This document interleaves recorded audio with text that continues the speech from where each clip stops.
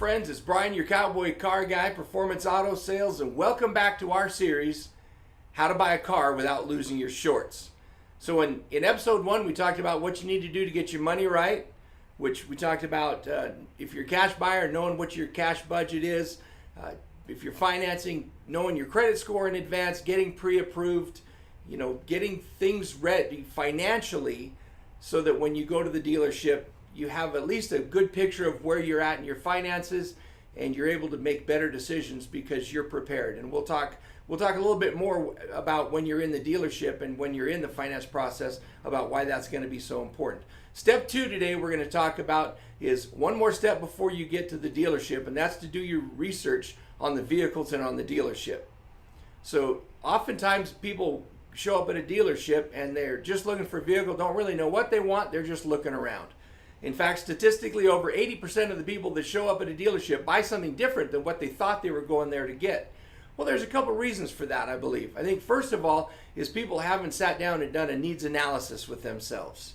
And this is very important. I think it's important that you get a pen and paper and sit down with a spouse, friend, partner, somebody that's going to be advising you in the process and start to think through what am I looking for a vehicle? What do I want this vehicle to do? Do I want to take road trips? Do I want to pull things with it? Do I want to haul stuff? I mean, do a basic needs analysis. What is it I want this vehicle to do? I would say do not start with an end in mind. So don't determine that I'm going to buy a Dodge Ram Hemi Mega Cab 4x4, and so I'm going to write the things that fit that so I get it. That doesn't make sense. If you want that, just go buy it. All right? But if you're trying to really figure out what vehicle best suits you, just write out the things that you need that vehicle to do. What kind of features do you want? What kind of options do you want? How do you want that vehicle to be set up? The other thing to consider is things like color. What colors do I want? What colors do I don't want?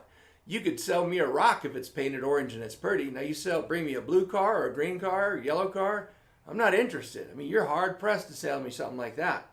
All right, so sit down and think about the colors that you like and the different options. Think about the drivetrain. Do you want 2-wheel drive, all-wheel drive, 4-wheel drive, front-wheel drive, rear-wheel drive? What kind of drive system do you want? Do you want gasoline, diesel, hybrid, pure electric? All right, write these things out. Again, don't write it out trying to describe your dream vehicle. Just go buy your dream vehicle, but if you're trying to determine it, write these things out. When you do this, you get to the dealer, the salesman will best be able to serve you because you'll have an idea of what it is you're looking for. They're going to ask you these questions. You're going to have answers to them. And let them help you choose the right vehicle. If 80% of the time we choose the wrong vehicle before we get to the dealership, why would you waste your time choosing the vehicle? Think about how you want that vehicle to be equipped, how you want it to serve you. All right? So do your research on vehicles. Read articles. Think about the things that you want it to do. I mean, all those kind of things. Second thing is, I would tell you, you need to do research on your dealership, all right?